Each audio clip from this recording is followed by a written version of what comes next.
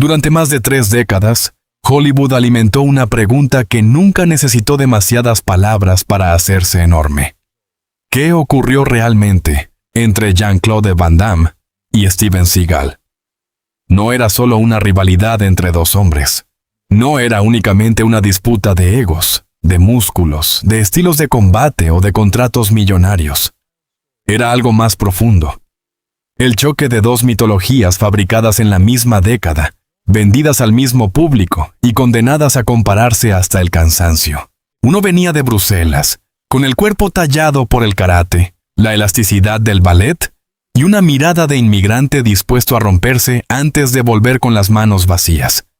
El otro había construido su leyenda sobre el misterio oriental, el aikido, el silencio severo y una imagen casi impenetrable de maestro peligroso. Van Damme era explosión, patada giratoria, sonrisa, vulnerabilidad física y emocional. Seagal era inmovilidad, control, gesto frío, promesa de violencia contenida. En una pantalla podían convivir. En la imaginación del público, no. Y ahora, a los 65 años, cuando ya no necesita demostrar nada, Van Damme parece haber confirmado la verdad que durante años se escondió detrás de rumores, fiestas privadas, desafíos nunca cumplidos y frases lanzadas como cuchillos en programas de televisión.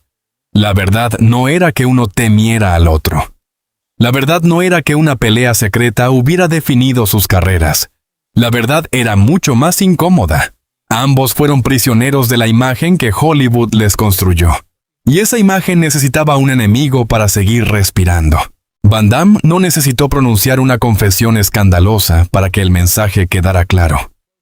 A veces, la verdad no aparece en una frase explosiva, sino en el cansancio con el que un hombre mira hacia atrás y entiende que pasó media vida peleando contra una sombra. Durante años, Seagal fue para él algo más que otro actor de acción. Fue el espejo oscuro de una época en la que los estudios, los productores y la prensa querían enfrentar cuerpos como si fueran marcas rivales. Coca-Cola contra Pepsi. Karate contra Aikido. Bélgica contra Estados Unidos. Elasticidad contra rigidez. Carisma contra misterio. Pero detrás de esa rivalidad había heridas que no salían en los pósters. Van Damme llegó a Hollywood con hambre. No una hambre elegante. No una ambición cómoda, sino hambre real. La de quien había dejado su país, su idioma y su identidad para intentar convertirse en alguien en una ciudad que devora a miles antes de recordar un solo nombre. Antes de ser los músculos de Bruselas, fue un joven extranjero buscando cualquier puerta abierta. Trabajó, esperó, insistió, observó. Y cuando Bloodsport explotó, no solo ganó fama, ganó existencia. De pronto, el niño belga que había entrenado hasta convertir su cuerpo en una máquina estética, se transformó en símbolo mundial. Pero la fama nunca llega sola. Llega con una factura. A finales de los 80 y principios de los 90, Hollywood no vendía únicamente películas de acción. Vendía masculinidad envasada. Vendía hombres que no lloraban, que no dudaban, que resolvían el mundo con una patada, una mirada o una explosión. Arnold Schwarzenegger era la fuerza monumental. Sylvester Stallone era la resistencia trágica. Bruce Willis era el héroe irónico. Van Damme era el cuerpo imposible, el luchador bello, el europeo que podía abrirse de piernas entre dos sillas y convertir esa imagen en firma eterna. Y Steven Seagal apareció como otra cosa. El hombre que no necesitaba saltar porque prometía quebrarte antes de que tú terminaras de moverte. Ese contraste fue dinamita. La industria lo entendió rápido. El público también. Si Van Damme lanzaba una patada al aire, Seagal torcía una muñeca. Si Van Damme mostraba esfuerzo, Seagal fingía no necesitarlo. Si Van Damme era emoción, Seagal era opacidad. No era una rivalidad natural. Era una rivalidad rentable. Cada entrevista podía convertirse en una chispa. Cada comentario podía inflarse hasta parecer una declaración de guerra. Cada fan tenía que elegir bando. como si el cine de acción necesitara una batalla real para justificar su propia fantasía. La supuesta enemistad fue creciendo así, no como un incendio repentino, sino como una grieta que nadie quiso reparar porque todos sacaban provecho de ella. Los periodistas preguntaban por Seagal para provocar a Van Damme. Preguntaban por Van Damme para incomodar a Seagal. Los programas buscaban la frase venenosa. Los productores soñaban con enfrentarlos en una película o incluso en un combate promocional. Y el público, que había comprado sus cuerpos como si fueran promesas de verdad, quería saber quién ganaría si la ficción dejaba de ser ficción. Ahí nació el mito más resistente, el de la pelea que nunca ocurrió.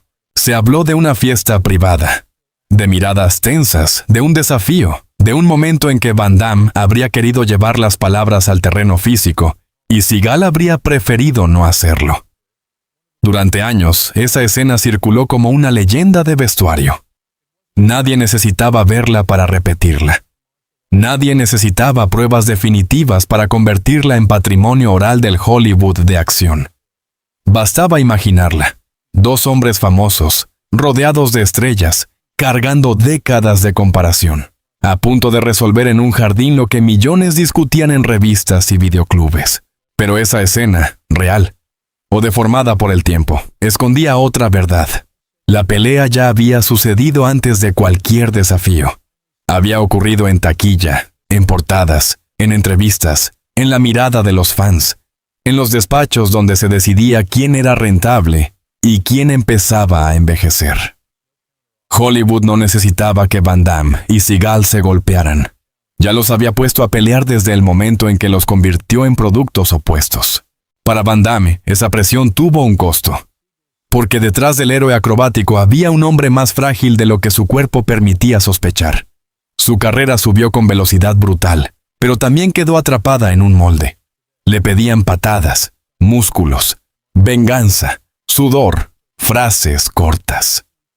Cuando intentaba mostrar vulnerabilidad, la industria se desconcertaba. Cuando su vida personal se complicaba, el público no sabía qué hacer con un héroe que admitía dolor. Van Damme no era solo una estrella, era una imagen obligada a repetirse. Y repetir una imagen durante años puede ser una forma silenciosa de cárcel. Seagal también quedó encerrado en su propia estatua. Su personaje público dependía del control absoluto. No podía mostrarse dudando. No podía parecer menor. No podía entrar en el juego de otro, sin arriesgar el aura que lo sostenía. Su poder cinematográfico venía de una promesa, que él no competía, dominaba. Por eso cualquier comparación con Van Damme era peligrosa. Si respondía demasiado, bajaba al terreno del rival. Si callaba, alimentaba el misterio. Si despreciaba, reforzaba su personaje. La trampa era perfecta. Así pasaron los años. Los videoclubes desaparecieron. Las películas de acción cambiaron. Los héroes musculares fueron reemplazados por franquicias, superhéroes digitales y universos cinematográficos. Las patadas reales dieron paso a pantallas verdes. Los cuerpos que antes sostenían taquillas empezaron a convertirse en nostalgia. Van Damme envejeció frente al público, a veces con dignidad, a veces con heridas visibles. Seagal tomó caminos más oscuros, más polémicos, más alejados del Hollywood que lo había hecho famoso. Y aún así, la vieja pregunta seguía ahí, como un eco que nadie lograba apagar. ¿Qué pasó realmente entre ellos? La respuesta, a los 65 años de Van Damme, parece más humana que espectacular. Lo que pasó fue el ego, sí, pero no solo el ego personal. Fue el ego de una industria entera. Fue una maquinaria que necesitaba vender autenticidad en un género profundamente artificial. Fue la obsesión por convertir a actores en guerreros reales, como si el público no pudiera disfrutar una película sin creer que el protagonista también sería invencible fuera del set. Fue la necesidad de medirlo todo. ¿Quién pega más fuerte? ¿Quién tiene más disciplina? ¿Quién es más legítimo? ¿Quién merece el trono? Van Damme, con los años, entendió algo que quizá antes no podía admitir. Seagal no fue únicamente su rival. Fue una parte del relato que lo empujó, lo irritó, lo definió y también lo mantuvo vivo en la conversación. Sin Seagal, Van Damme habría sido comparado con otros. Con Seagal, la comparación tenía forma perfecta. Dos artes marciales. Dos estrellas contemporáneas. Dos maneras de vender peligro. Dos hombres que jamás compartieron realmente el mismo tipo de energía, pero que fueron obligados a ocupar la misma arena. Y ahí está la verdad más dura. Muchas rivalidades no nacen del odio, sino del miedo a ser reemplazado. Van Damme temía ser reducido a una moda. Seagal temía ser cuestionado como mito. Ambos sabían que Hollywood ama a sus héroes mientras puede exprimirlos y luego los abandona con una rapidez cruel.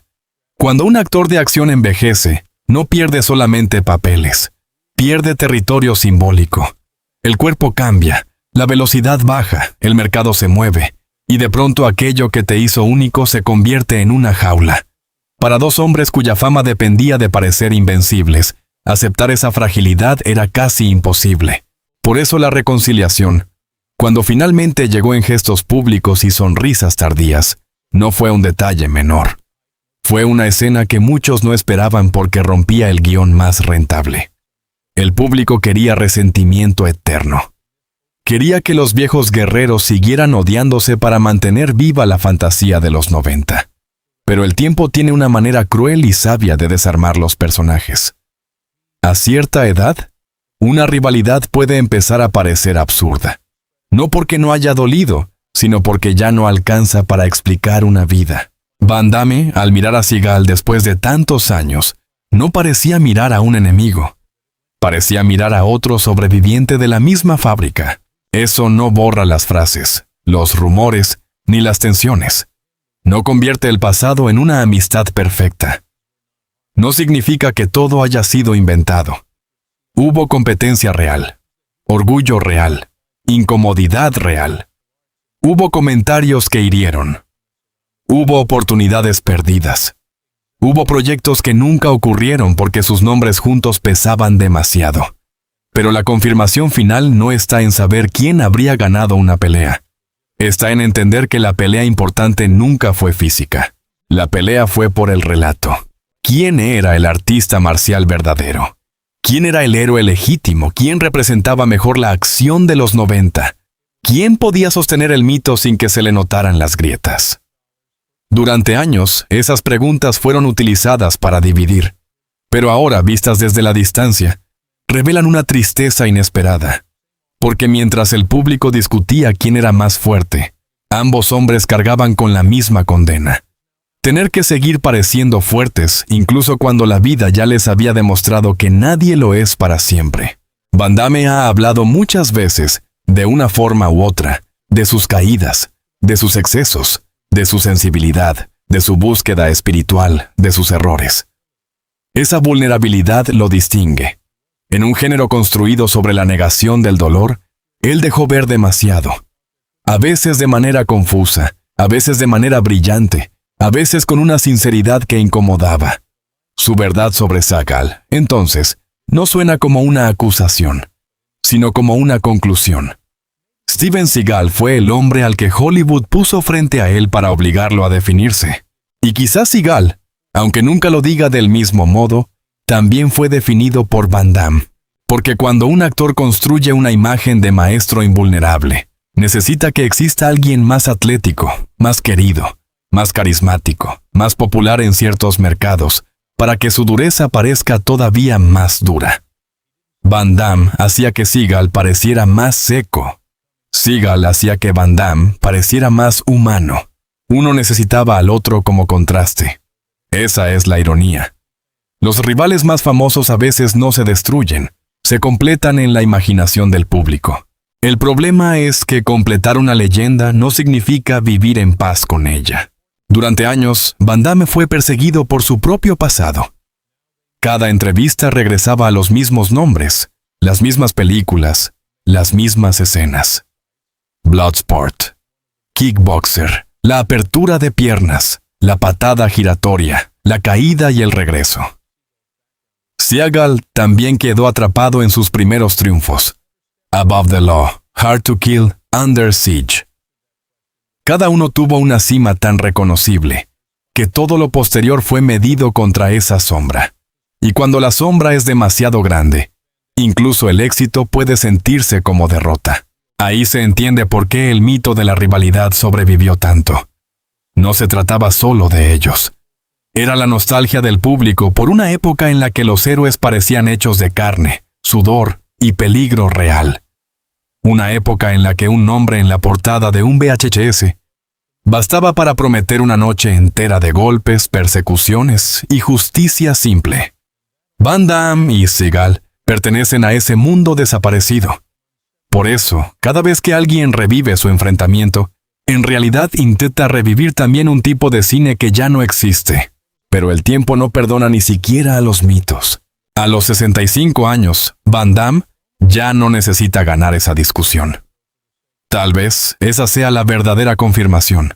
El joven que habría querido demostrarlo todo, el hombre que se sintió menospreciado, comparado o provocado, ya no ocupa el mismo lugar.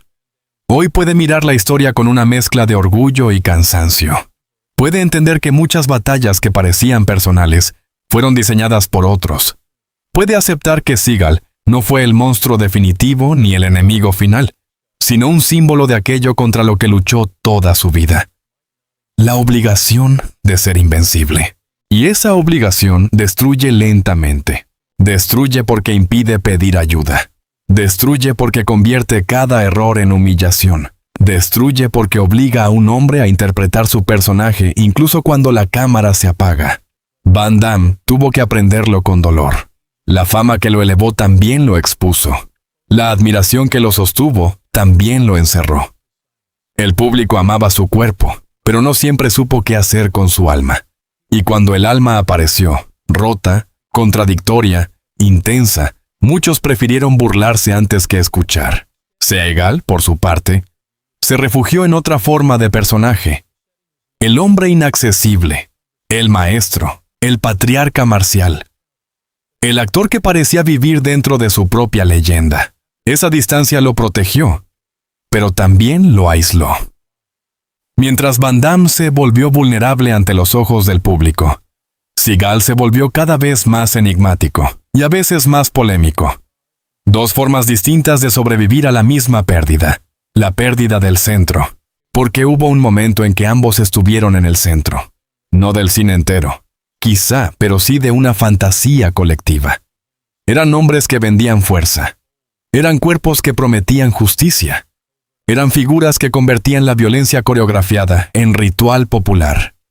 Y cuando ese centro se movió, cada uno tuvo que decidir qué hacer con los restos de su estatua. Van Damme eligió muchas veces romperla él mismo. Se mostró extraño, espiritual, emocional, contradictorio. Hizo de su fragilidad una parte de su identidad tardía. Seagal eligió endurecerla, mantener el gesto, sostener el misterio, expandir su personaje hacia territorios que lo alejaron de buena parte del público occidental. Ninguna de las dos rutas fue sencilla. Ninguna devolvió del todo la gloria, pero ambas revelan algo que la vieja rivalidad ocultaba. Detrás de los héroes de acción había hombres tratando de no desaparecer. Por eso, cuando Van Damme finalmente deja entrever la verdad sobre Seagal, el titular puede sonar explosivo, pero el fondo es melancólico. La verdad no es una confesión de miedo. No es una victoria secreta. No es una humillación tardía. La verdad es que Steven Seagal fue una figura que lo obligó a enfrentarse con su propio orgullo, con su necesidad de reconocimiento y con la mentira central del cine de acción, que el hombre fuerte no necesita ser entendido. Van Damme sí necesitaba ser entendido. Necesitaba que alguien viera que detrás de la patada había disciplina, detrás del músculo había inseguridad, detrás de la sonrisa había soledad, detrás del acento había un extranjero intentando conquistar un país que nunca terminó de pertenecerle. Seagal, en cambio, representaba para muchos una autoridad cerrada, una presencia que no pedía permiso ni comprensión, y eso pudo haber irritado a Van Damme más que cualquier insulto, porque no hay rivalidad más profunda que aquella entre dos maneras opuestas de pedir respeto. Uno pedía respeto mostrando lo que podía hacer. El otro lo exigía aparentando que no necesitaba demostrar nada. Ese choque era inevitable. Pero también era incompleto, porque el respeto verdadero, el que llega tarde, no nace de vencer al otro, nace de entenderlo. Y tal vez eso es lo que ocurre ahora. Van Damme no mira a Seagal como el enemigo que había que derrotar, sino como el otro producto de una época feroz. Un hombre que, con todas sus controversias y sombras, también cargó el peso de una imagen imposible. La historia entonces deja de ser una pelea de patio y se convierte en una parábola sobre Hollywood, sobre cómo la industria fabrica reyes para luego obligarlos a disputarse coronas falsas, sobre cómo el público puede amar a un actor y al mismo tiempo exigirle que nunca cambie, sobre cómo los hombres construidos como máquinas terminan pagando el precio de no poder mostrarse humanos. Y si hay una escena final para esta historia, no debería ser una pelea. Debería ser una mesa. Dos hombres mayores, dos cuerpos que ya no pertenecen a la velocidad de 1992. Dos carreras llenas de gloria, errores, orgullo y heridas, sentados frente a frente sin necesidad de demostrar quién golpea más fuerte. Esa imagen vale más que cualquier combate, porque en ella no hay derrota. Hay algo más raro en Hollywood, la aceptación de que el tiempo venció a todos, y aún así ellos siguen aquí. Van Damme, a los 65 años, confirma así una verdad que el público quizá no quería escuchar.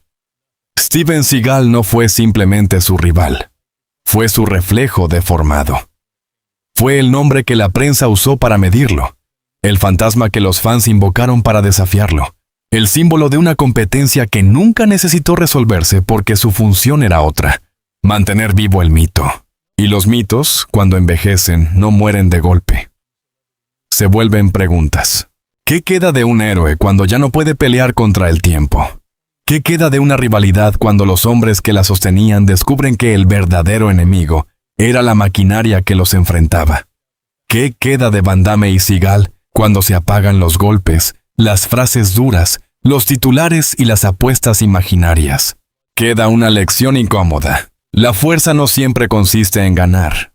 A veces consiste en dejar de actuar como si todavía hubiera algo que probar. Durante años, Jean-Claude Van Damme cargó con el peso de ser comparado. Steven Seagal cargó con el peso de ser cuestionado. Ambos fueron celebrados, ridiculizados, imitados y convertidos en caricaturas de sí mismos. Pero debajo de la caricatura había historia. Había disciplina, había ambición, había miedo. Había dos hombres que desde lugares distintos entendieron que Hollywood te da una máscara y luego te castiga si intentas quitártela.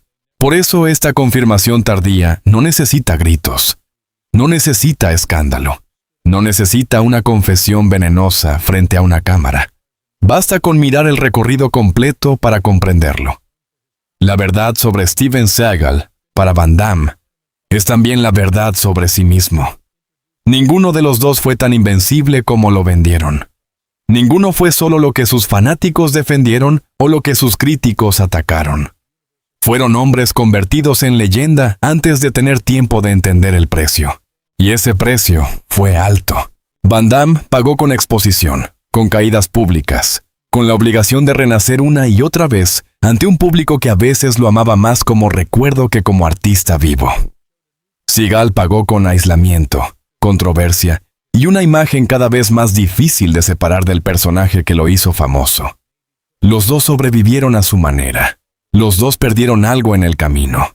Los dos siguen siendo nombres que despiertan conversación, porque representan una época donde el cine de acción parecía más simple, aunque sus protagonistas nunca lo fueran. Al final, quizás el mayor golpe de Jean-Claude Van Damme no fue una patada giratoria. Fue llegar a esta edad y aceptar que algunas batallas fueron inútiles. Que el orgullo puede ser una jaula. Que el enemigo que te inventan puede terminar acompañándote durante toda la vida.